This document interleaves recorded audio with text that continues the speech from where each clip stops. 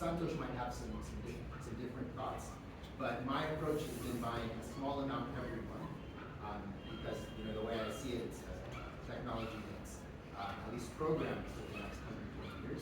So me slowly saving over the next 5, 10, 20 years, at my age, it's probably a smart thing to do. So a small amount, consistently every month, that's what I do. Of course, you guys are free to do what you do. And then we're learning the hackathon. So 1 million sats, we'll try to push that number upwards. That's like 100 times more than you'll be getting today. I think today you'll be getting 12,000 sats or so with your Moon wallet. So those are the things I wanted to kind of mention. And in terms of revenue for the country, so again, Bitmain, that's the hardware provider from China. They're thinking if 1,000 megawatts is deployed, and we have no issue with INSA and customs and X, Y, and Z, that this thing can generate $1 to $3 billion a year for the country, which is still crazy to me. It sounds like a nonsensical number, but this is what they've said. And there's also another group, Project Mono. They've used kind of the all-time high price, $69,000 for a Bitcoin, and they're saying Bitcoin for Ethiopia can generate $4 to $6 billion a year. So again, nonsensical numbers, but if we take them at face value, then this could really be the start of an interesting industry. One more thing I'm going to read, Santosh was very nice, talking about Ethiopia, talking about Telebird and our existing facilities, but I'll be a little bit more honest, they're terrible. So I'm going to read just one sentence of a Addis Fortune magazine, Addis Fortune newspaper, weekly publication. The name of the article is Mamo's high stakes bid to revamp economy faces tough road ahead. This is of course the governor of the National Bank of Ethiopia. That is our central bank. They are of course the regulators of commercial bank and all of the others. And so the sentence, well, let me read the subtitle. Can his audacious plan deliver the economic headwinds?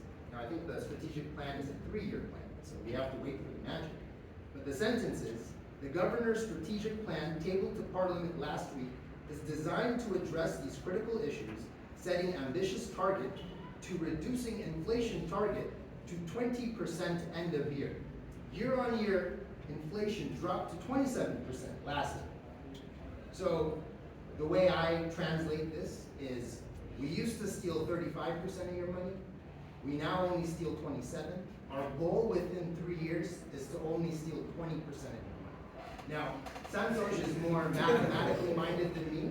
So on an annualized and a compounded basis, over the course of 5-10 years, you've lost all of your money. So this is why we're saying, whether you're looking at it from an investment view, from an industrial, let's mine and make some money view, or your builders, your engineers, your programmers. And right now, sorry to say this, but you're building on quicksand. The builder is quicksand, right? 20-30% a year. They're admitted it. And I think they're also undercounting it. If you actually look at the price of eggs, milk, meat, your rent, I think you'll find the numbers to be more disturbing. So what we're saying is, don't build on dollar, don't build on butter, build on something that's hard and what we consider the asset of the future. So with that, question and answers, and then once we've done that, we can go into the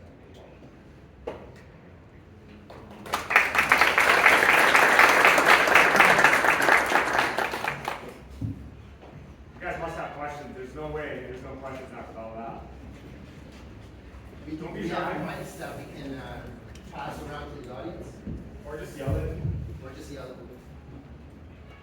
Yes.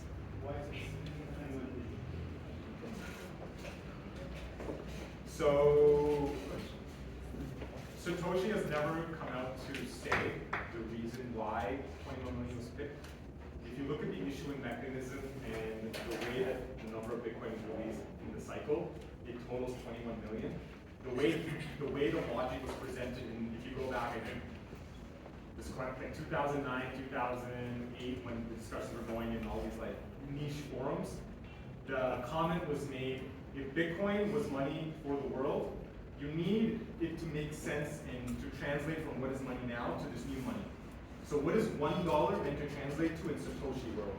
So what he thought, or she, I'm sorry, I didn't mean, we don't know, what this individual group thought was, if you have it too high, then that translation doesn't make sense. And if it's too low, that translation between our $1 to, let's say, 1 million Satoshi doesn't even up. So 21 million was a sweet spot. It was almost like an educated guess. So other than Satoshi, no one has the answer of why. There's a mathematical answer, but philosophically, there is no answer that says why that. It's educated. Technically speaking, technically speaking, it could have been any number. It could have been 42 million. Now, the trick is for that number not to change, right? Now, we can look at central banks all around the world. Their numbers change every year. They print more and more. So the idea of Bitcoin is that, yes, it's 21. Why is it 10 and 21? Not really sure. But as long as it doesn't change, we have at least some standard to live by. First one is actually, yes, the app is 21 million, but how many Bitcoins have so far? That's my first question. The second question is, what's the difference and the similarity between Bitcoin and Ethereum as a I know you've heard me talk for a while. If you can give me just 3 to 5 minutes, there's an important concept that it would be very vital for you to all walk away with, which is the halving and scarcity that you mentioned. I have a graph, and that'll address your question, and we'll also get to the other question, if that's okay. So we talked about Bitcoin transaction. When I send money to Cal on Bitcoin network, it's sent to the network, it sits in this pool where it's unconfirmed. These miners are guessing a large number called proof of work and are rewarded with Bitcoin. When they do this work, it goes from the memory pool as unconfirmed to confirmed. This is what's referred to as the blockchain. The blockchain is a chain of blocks that has the transactions that have been inked on the ledger. The scarcity and halving is the important aspect that Cal mentioned, and in this graph, the red line represents the Bitcoin that's remaining to be created, and you've got time on this axis here, and you've got the reward per block. So each time a miner solves proof of work, a block goes from unconfirmed to confirmed. Everyone with me so far? Proof of work solves unconfirmed to confirmed. When they do that work, they are rewarded with Bitcoin. As of right now, the reward for each block that's added to the chain is 6.25 Bitcoin. When Bitcoin was first created, no Bitcoin existed. When Satoshi downloaded the ledger for the first time and solved proof of work for the first time, the Genesis block was created and Satoshi was rewarded with 50 Bitcoin. Every 4 years, this reward is set to halve. It's set in such a way that only 21 million will ever exist. And so you can see it's asymptoting towards zero, and at 2140, no more Bitcoin will be created because the amount of Bitcoin awarded to the miners for proof of work keeps halving until it gets to zero. Now to answer your question, as of, I don't know the exact number right now, but we're at like 19.67 million that's already been created. Because if you look at this, 21 million left, 10.5 million left to be created, 5.2.6. As of next year, only 1.3 will be left to be created. So what did I say, 19 points? Yeah, so we'll hit 19.7 in 2024 with 1.3 million left to be created. And to dive more into those numbers, around 19 have been, I guess you could say, mined or found, like a million or so or remaining. About 1 million Bitcoin has been lost through just bad password hygiene. So again, if you're taking self-custody, if you're taking your passphrases down, as you should with your Moon wallet, it gives you an option to save your password in a physical sense. That's a very good idea because 1 million Bitcoin have been lost. And of the 19 million or so Bitcoin that have been mined, about 14 million are in self-custody. So they have been, I guess to maybe make a metaphor out of it, they've been put in a safe. They are not in the banking or exchange system. And so that only leaves about 2 million or maybe 3 million floating on the exchanges. So as the halving comes into effect, as the difficulty adjustment comes into effect, these things will become very rare. And again, we've already outlined that the supply cap will not change. So these 21 million people across 6 or 7 billion people across the world, potentially more, will become very, very valuable. Regarding the second question of what's the difference, Bitcoin, Ethereum, all the rest, well, I can verify Bitcoin, right? I know how many Bitcoin exist, 21 million. How many Ethereum exist? No one really can answer that question. I know Vitalik was here a few months ago. He's the founder of Ethereum. I'm not sure if anybody posed that question for him, but it's an ever-changing number between the foundation and X, Y, and Z, because so selfish, right? There's an entity and a centralized kind of authority in the middle, and they can play with the protocol as they wish. Now with Bitcoin, what's different? It's decentralized. We don't have an owner. We have volunteers. People like me and Satoshi, there's Satoshi that, keep doing this. So node operators and kind of the educators in this space aren't really paid. We're doing it as a volunteer because we feel like at some point it's going to be a kind of not only a strength of nations, but a strength of people. And so understanding this information early and understanding it in a way to where it's not diluted or polluted by let's say, products and service providers trying to trap you in the bubble. We've seen this with FTX. We've seen this with Binance. We've seen this with the Mount Gox. They take your money and run, right? So you need to be smart. You need to understand what's going on, how to take your own keys before they sell you on a false dream. Just to add on to that, Bitcoin was the first implementation of blockchain. So when everyone tells, IBM's doing blockchain, Accenture's doing blockchain, Microsoft's getting into blockchain technologies. Here's a cool project they're working on. The first implementation of blockchain was Bitcoin. And the white paper was written purely to give us a solution that commerce on the internet requires a third party. None of the other currencies were based off this understanding. They are all copies. So because Bitcoin is open source, they are all copies of Bitcoin in some form or fashion. And they've changed certain mechanisms to suit their greed or their advantage that suits their purpose. If that helped a little bit further. But Bitcoin and blockchain are the same thing. So when someone says, I'm dealing with blockchain technology, that's cool, but are they aware of how blockchain was invented? Bitcoin is blockchain, blockchain is Bitcoin. I hope that helps. Questions? Let's see your hands. Yeah, in the back. Okay, I just want to start with, this was really awesome with you guys. So I feel like I've learned a lot. So I want to address the elephant in the room, so to speak, because how do I get one, let's say I have 1,000 Ethiopian. So how do I buy it? Okay. So Yeah, I think take your shot and I'll go next. Let me just say that again, because the laws aren't clear, I don't want to give you any clear advice. But what I've seen happen is there's what you call a peer-to-peer market, P2P, which means you deal directly with people. So there's what, 100 people here, maybe a little bit more. Who has BER, who has dollars, who has Bitcoin, and seeing if there's a kind of a match within the order book. So Binance does this, local Bitcoins used to do this, Hackstool, I believe, still does this. You go online, you say whether you want to buy or sell, and then you get bids on the rate, right? Now, there's probably going to be a premium. You're not going to get it exactly at the black market rate because there's a lot of demand and not as much supply.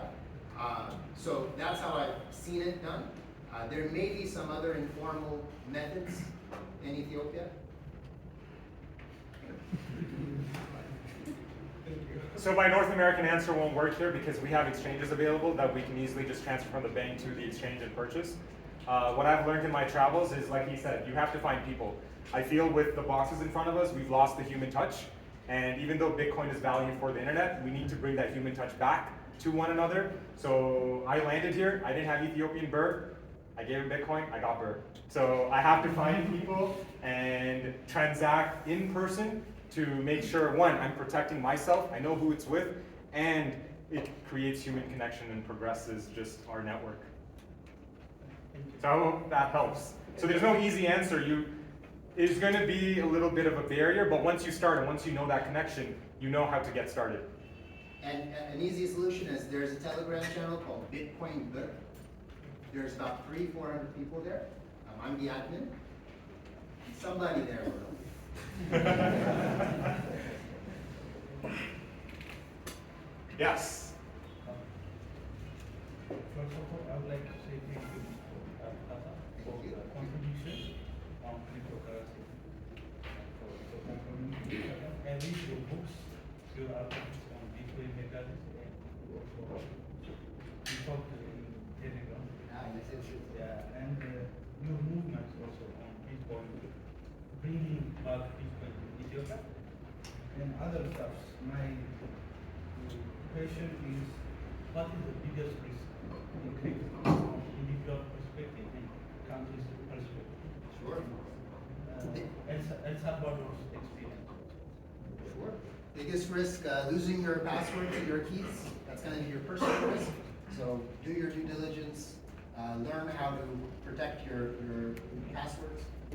The second risk is volatility. This is a new asset. There's a lot of interest, and then there's a lot of lack of interest. And that affects the price, right? So we're in it for the long term. So when the price goes down, we celebrate and buy more, right? But for someone that's not maybe a little bit more seasoned or experienced or ready for the volatility drops down, that's something you have to be cautious of. And that's why I suggest on a monthly basis, dollar cost your average, slowly into Bitcoin without making any aggressive purchases, but that's a personal decision. Same thing on the country or nation state level. If they have it in their balance sheets, the price goes down, they'll be affected, right? If they have it as a reserve asset of some sort. As well as if they're mining, right? And if for some reason the price goes down, we're quite used to this. If you're not ready for it, you might not be able to absorb those risks of volatility. If you don't mind, I'm going to just, there's a nuance to what he just mentioned. I want to make sure that nuance is captured correctly. I don't like talking about the price of Bitcoin because I am a believer that one Bitcoin is one Bitcoin. We merely use the US dollar as an exchange rate to value Bitcoin right now. Whenever my dad calls me and says, oh my God, Bitcoin went up, what happened? I'm always like, Dad, I think you need to rethink that question. I believe the money that you're valuing Bitcoin went down. Bitcoin didn't go up. Bitcoin is one Bitcoin is one Bitcoin. It'll always be that way. So when you walk away, don't think about the Bitcoin's price because one Bitcoin will always be one Bitcoin, which is equivalent to 100 million Satoshis. Nothing is going to change that. Know that the value of the currencies that we are valuing Bitcoin with is going down. That's the only little nuance. But in terms of risk, rather than personal risk, I don't want to sound like a doomsdayer, but I honestly think that the powers to be at some point will maybe mess around with internet because Bitcoin is money for the internet. And my fear, if anything in like 20, 30 years is how is the internet controlled? What is the control of internet going to look like? Like, I don't know, have you heard of net neutrality? Has that term been, that maybe? Okay, it's a concept of being able to censor what kind of information you can download on the internet. Well, we have that here. Okay, so you don't have net neutrality in Ethiopia. Now imagine it getting worse. Imagine having a more firewall. You can't access Google, you can't access Netflix. You want to get information, you can't access that. And now the Ethiopian government or any power to be is now just censoring the information you have on the internet. Now what if people do this during extreme situations? Internet's cut down. I believe it's happened here a few times. So now if internet isn't available, there are certain solutions available, like there's certain companies that have satellites that allow you to download the blockchain without the internet. There's also a paper that's written to be able to move Bitcoin using Bluetooth mesh networks. But again, we're 14 years in. We need to be 30 years, 40 years for technology to be like internet. So again, maybe long term, but my concern is internet censorship and how the powers to be actually start tinkering with internet to mess with Bitcoin. Because aside from that, Bitcoin is open source. We all can download it. I hope that answered your question. Yes. What about your view on El Salvador experience? What about El Salvador? Yeah. Okay, well, El Salvador right now is the shining light of Bitcoin because they had the president who decided to accept it as legal tender. They were one of the most dangerous countries in the world, the most murder per capita in the world, and they haven't had a single murder in the last year. They just released a huge, I can't remember what the public square is called, but they relaunched their public square, and it looks like a city in Europe. It doesn't look like what it used to be. So the progress is great, but now the question is who's the next president or who's the next leader to take that crazy step. So there was one crazy step taken. Now people are like, okay, first the entire world, the IMF, everyone said they're not going to pay their bills, they can't pay their interest. They paid their interest. They've actually made 7 million profit on all their investments. They also are starting I'm digressing into El Salvador, but they have tons of volcano activity. They're using thermal energy to create Bitcoin bonds rather than government bonds. So they're creating value using Bitcoin and using that to progress and prosper their government. Yes, it's a dictatorship. I don't want to comment on this, but we need another leader to accept it as legal tender. I don't know who it'll be. And their tourism numbers have gone up. Yeah, it's true. Their tourism has, yeah.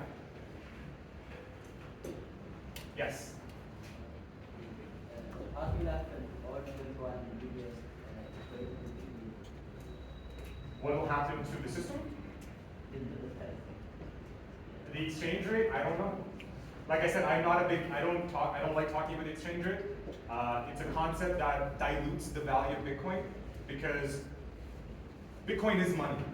And I don't want to sound like a broken record. One Bitcoin is one Bitcoin. And I'm sorry that my backs are towards all of you here. One Bitcoin is one Bitcoin. So the more you use fiat currencies to value Bitcoin, the more you're not understanding the value of Bitcoin in the first place. So exchange rate wise, when all 21 is minted, I would rephrase that question to say, how is Bitcoin going to change every cycle? So I know I'm jumping around here, but if you pay attention to the news, there's usually a 4-year cycle where everyone talks about Bitcoin and then no one talks about Bitcoin. And all of a sudden everyone talks about Bitcoin and no one talks about Bitcoin. Why is that? The reason, yes, that's not really dealing with the price, it's dealing with the supply. So when the reward, so we talked about the reward that's being added for those miners that are doing proof of work. When all of a sudden the reward, so right now, let's say I'm a miner. I come to Ethiopia, I get cheap energy. I have just one miner, okay? This miner, all it's doing is guessing these large numbers to solve proof of work. The moment it solves proof of work, I'm just gonna go slideshow so it's easier. The moment it solves proof of work, it goes from unconfirmed to confirmed. And when I do that right now, I get 6.25 Bitcoin as a reward for doing that work, along with the transaction fees that everyone's paying to get their transaction inked on the ledger. Everyone with me? What's happening next year is my reward for doing this work becomes half. So for the same work I was doing this year, I get half the amount of value. So now what happens to the entire system when the amount of Bitcoin available becomes half every day? So if you think about basic economics, supply and demand, when supply all of a sudden is half, or the issuance of your supply is half, demand typically, either if you know that supply is going down, demand usually goes up, which also means price usually goes, exchange rate goes up. And when this happens, everyone starts talking about Bitcoin because it's in the news. Everyone's like, oh my God, it's going to go to this number, it's going to go to this number. Oh my God, I want to buy it. Oh, buy, trade, make money. And everyone's in this big euphoria. All, like, every one of us, we're called, this in Wall Street, this is called dumb money. We're not retail money or smart money because our money doesn't move markets. So what happens is we all put money in thinking, yeah, this thing's going to go to the moon. And the moment we do that, the smart money sells everything. and the price just, exchange rate plummets. No one talks about Bitcoin for 3 years. Builders keep building, Cal and I keep talking, the next halving comes up, the news picks it up again. Have you noticed that Bitcoin's been in the news a little bit more recently? Yes. What's coming up next year? The halving. So if there's any exchange rate movement that's very large, it's usually around these periods that's causing these discussions to occur. So now going back to your question, because I don't want to lose track of that, in every year, or every 4 years, the exchange rate or the value in Bitcoin, everyone, if they believe it has value, it's going to keep going up. They're going to see more value in Bitcoin as a store of value, as a medium of exchange, hopefully as a unit of account one day. And in 2140, me as a miner in Ethiopia, I no longer get rewarded with Bitcoin. I only get rewarded with the transaction fees of everyone trying to get their transaction inked in the blockchain. So at that point, what is the exchange rate? I don't think anyone has the answer. I would be lying to you if I had an answer. And you shouldn't trust me if I gave you an answer. Did that help? Okay. I'm just gonna get it. Is that okay? Go ahead. Okay, so a lot of people are saying that Bitcoin is money, right? So, like you say, Bitcoin every 4 years there's a halving, right? And every year the supply increases. And most of the undeveloped world, the third world, right? Most of us do not have access to Bitcoin. A lot of people don't have access to Bitcoin. This is not that does that situation that doesn't make it like a little hard for people like us to get it, and if you don't get it in time, the value of Bitcoin will increase, and the people who have access will have more and more of it, and the countries when they accept in the future as a living tender won't be left behind because of, like, for example, Ethiopia, there are regulations which government that makes it impossible for us to access it, right? This is not a situation that pushes us behind, right? So there's two ways I'd address that question. If you think of adoption of technology, right? Everyone takes their time to adopt technology, right? Every country had a different rate at which the car was adopted, the TV was adopted, the radio, the fridge, the internet, right? If you can think of something like YouTube, certain countries probably had way more YouTube viewers than certain countries, and they caught up. Bitcoin is technology. Don't worry with the exchange rate, okay? The point is, if you just go back to the idea that one Bitcoin is one Bitcoin, that's too large, one Satoshi is one Satoshi, okay? You just want as many Satoshis as possible so that you can trade value in the internet. So regardless of how late you get onto Bitcoin, you just need Satoshis to be able to trade. And I'll get to the second point as well. In terms of, yes, there are no solutions here, but you're all the builders here. You're supposed to do the building, right? Like, someone needs to build. If you just expect someone's going to build, then nothing is ever going to change. Someone's got to roll up their sleeves and start building and saying, okay, I will build a P2P market in Ethiopia so that I can find my cow, I can find someone so that I can exchange in Bitcoin. So at home in Canada, I used to get my meat using Bitcoin. I used to get my haircut in Bitcoin. You just have to make those little connections so that you can start transacting. So it's not easy because this is new technology. At no point is this going to be an easy road for you to just walk up and just start using Bitcoin. That's not what this is going to be. It's going to take time, it's going to take patience, it's going to take effort. In terms of the countries, yes. The countries that make it easier, so like El Salvador has an early mover advantage, but that's just what the government has chosen.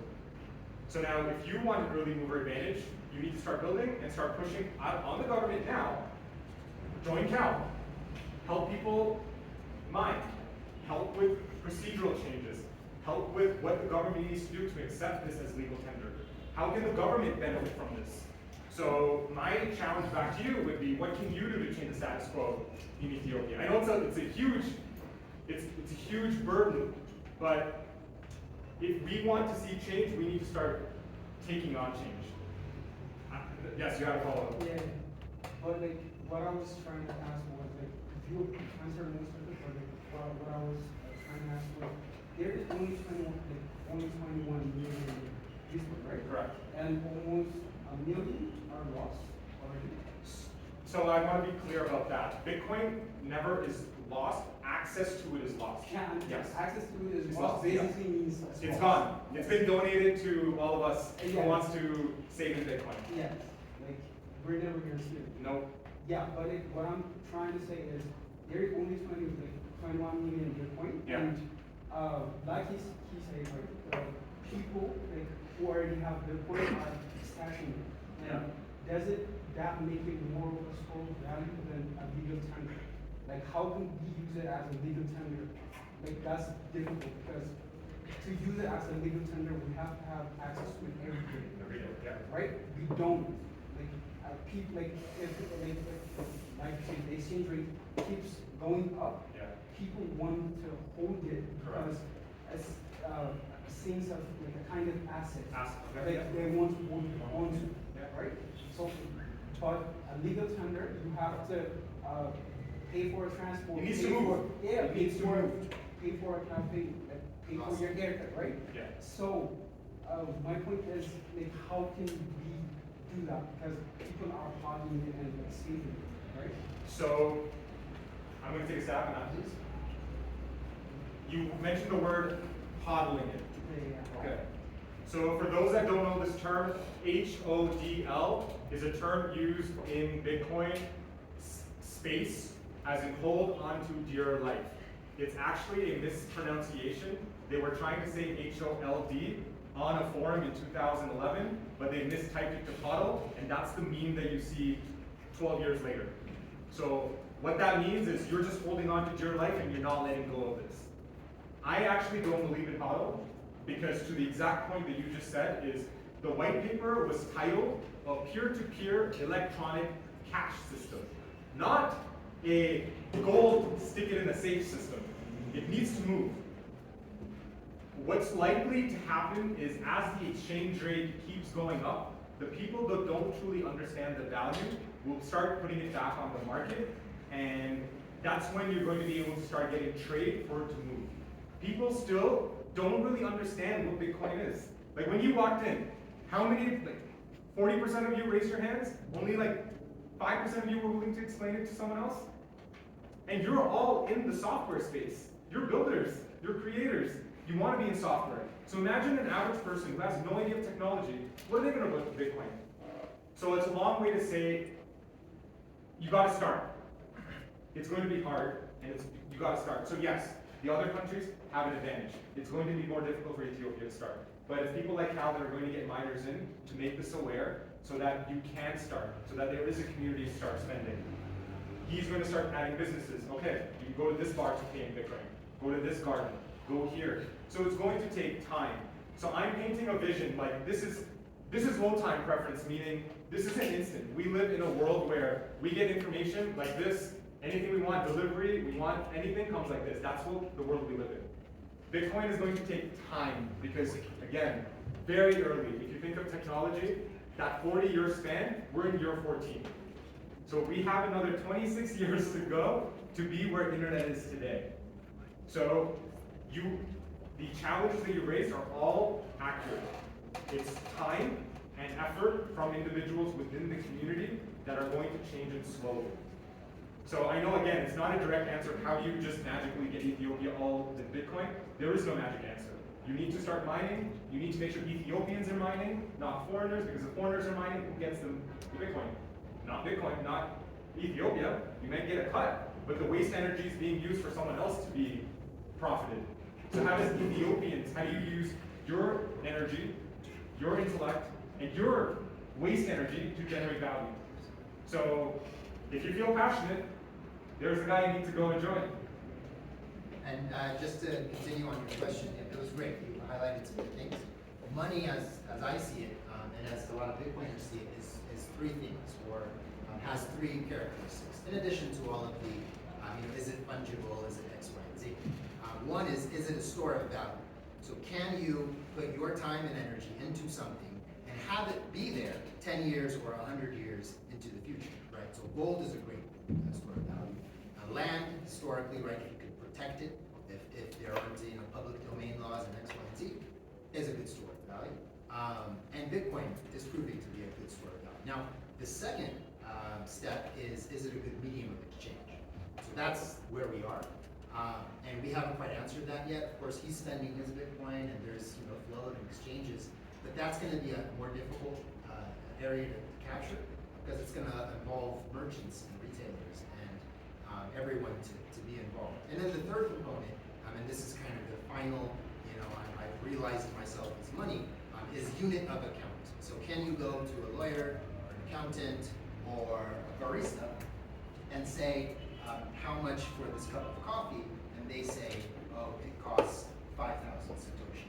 So at that point, you'll know we have adopted, right?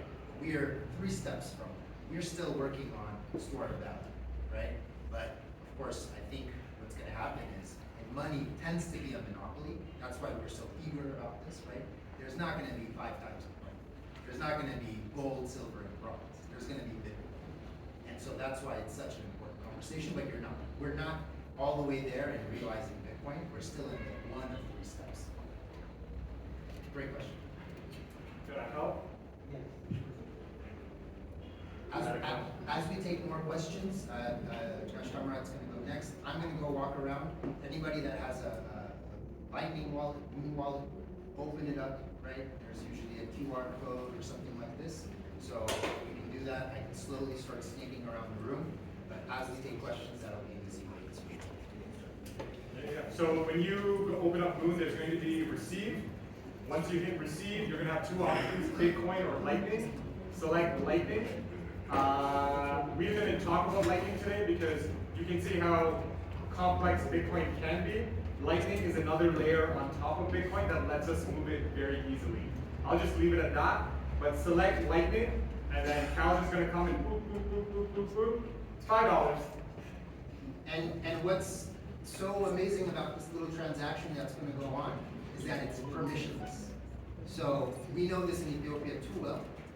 If you, let me skip that, but let me just say Sundays, right? Not a lot of people are in the office. As a reflection, Telegram is sometimes down. Saturday nights, there's a lot of demand, right? Let's say the mempool that is fiat rails. Telegram goes down, right? How many times have you opened your Abyssinia or commercial bank and you can't pay for your money, right? That is because there are authorities and third parties that, for some reason, during the day, their stack is falling, right? Now, with Bitcoin, through the course of 800,000 blocks, every 10 minutes, there being 2,000 transactions for the past 15 years, has never stopped or slowed down, right? So when we say this is permissionless, no one knows you have this money, right? No one knows I sent it to you. And so it really is an interesting story.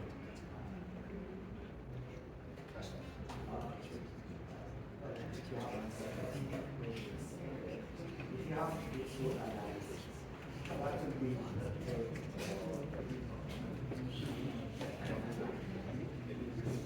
I haven't sat down and done SWOT, but that's not the answer to capture. How about this? I'll turn it back. Is there one aspect of the SWOT that you're more interested in? So the strengths we already went through. My big weakness that I always mention is internet. So the weaknesses that people typically mention is, oh, what if someone changes it? Well, don't follow that coin. 51% attack, that's when you get 51% of all the mining power in trying to rewrite the last block. Sure, you rewrite the last block, but what have you changed? You haven't really changed much aside from the last block. You can, if anyone, I can be challenged, but to me it's always been the internet itself, I feel, because it's internet money. Internet goes down, Like what value is Bitcoin unless you have solutions to make Bitcoin move without the internet. So those technologies aren't there yet. But I mean, what are you looking like? That's like top of mind. Is there's like, I feel like there's something pointed that you kind of want to get. Well, the cap by itself, 1 million is just a very small Okay. I don't know how many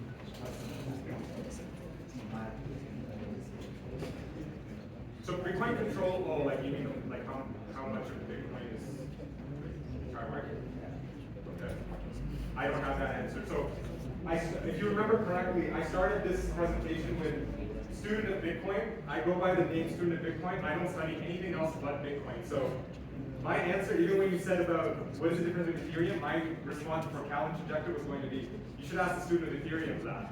I don't really spend any time with any of the other currencies because this was blockchain and I studied the first blockchain. So the reason why 21 million, some say, why do you think it's that?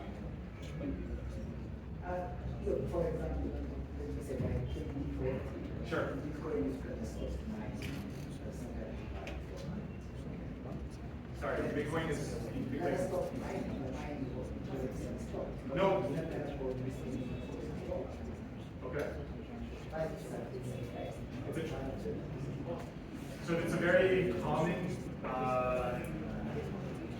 it's a common barrier people mention, but people don't realize that a miner gets the reward plus transaction fees. So right now, I think yesterday someone shared it with me, the transaction fees is almost as close as the reward. Someone got almost 4 Bitcoin for transaction fees, which has never really happened in history. So the likelihood is when the reward stops, the transaction fees are going to be ridiculously high. So let's do a thought experiment. Typically when you buy property, how much do you have to pay a realtor or a middleman to get that property? How much percent? That's it? You guys are very, okay, we pay like 5%, but let's say, okay, that 2% equates to, in dollars at least, $5,000 to $10,000? Okay, okay. Now, depending on the size of the property, you may be paying $20,000, $30,000, $40,000, $50,000 on just that fee alone. So now, if someone believes this book of records is so important that they want to ink their transaction in this ledger, are they willing to pay $1,000 in fees to get their transaction on the ledger? Possibly.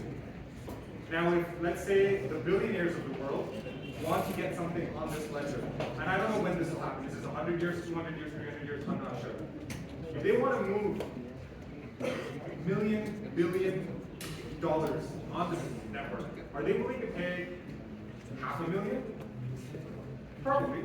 So the true answer to the question is the transaction fees will just increase and be very large. So what will happen then is at that time, on-chain transactions are going to be expensive, meaning we will start building other layers to help us transact. It's the same way that right now we have our financial system. There's one payment rails that money is able to move, and then you build all these other things on top to make it go quicker and gives us other products and services. That's how technology works. That's how the internet works. We build layers on top that gives us a Netflix on our phone. So this is the secure building blocks for us to start building on top. It's the monetary layer for us to build on top, or build using it, whichever way you look at it. But this, to play out, we're talking about 2,140. So I know I'm not alive then.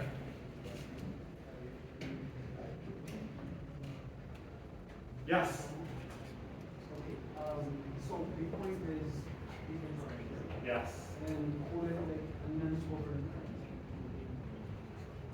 Right? You're leading me to a trap, I feel, but sure. Right? Yeah.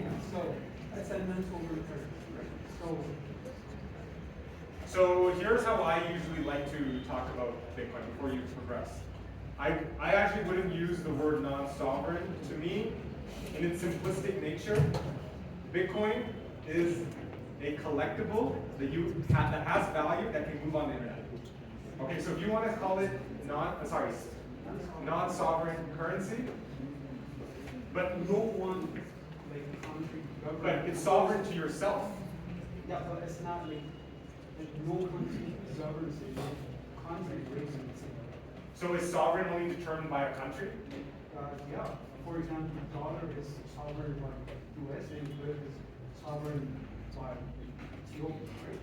Like, Ethiopian government, if they wish to increase the rate, they can increase the rate. If they want to print more money, they can print more money. Okay. Right? But this is no government controls that, right?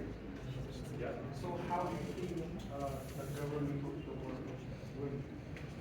I love this question because this is what my dad has been telling me for 5 years, and I've just been chipping away. Every time I meet his friends, I get the same question. Do you agree there are superpowers in this world? Like governments that are superpowers in the world. And do you agree there's countries in the world that are barely getting by and just trying to survive? Okay. Now, would you say to some extent that our monetary system has something to play with that? Okay.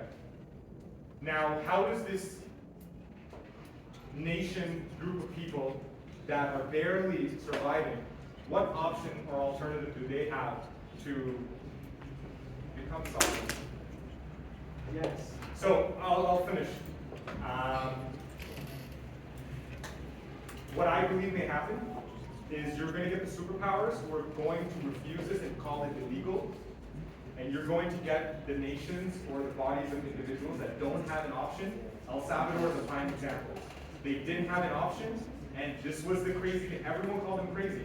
Now they're like, oh wow, maybe this experiment might work somewhere else. Other countries are talking about it.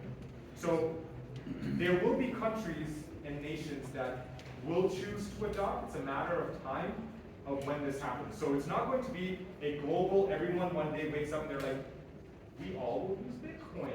That's not going to happen. There are going to be people that will fight it because the powers to be want control. The ones that don't have a choice, you're barely getting by. What option do you have? You're going to look for innovation. You're going to look for something, a light bulb. This could be that option. I'm not saying this is the only answer.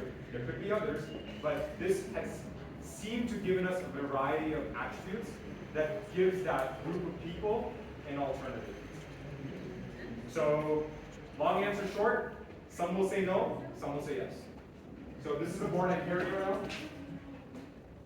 And people always have stark responses. Some people, I've been on the streets in Calgary, in Toronto, people will walk by me, they're like, scam, pyramid scheme, why are you doing this? Some people will say yes, and I ask why. It's like, money, 21 million. The point I'm trying to make is governments will do the same thing. Some will say yes, some will say yes. And how long before everyone says yes? It may never happen. It may never happen. So, time will tell. Yes? No worries. I'm about to, I'm just going to continue off of this. Okay. You said the word control. Control, okay. I'm concerned about that. Okay. What if we imagine now we left with 1 million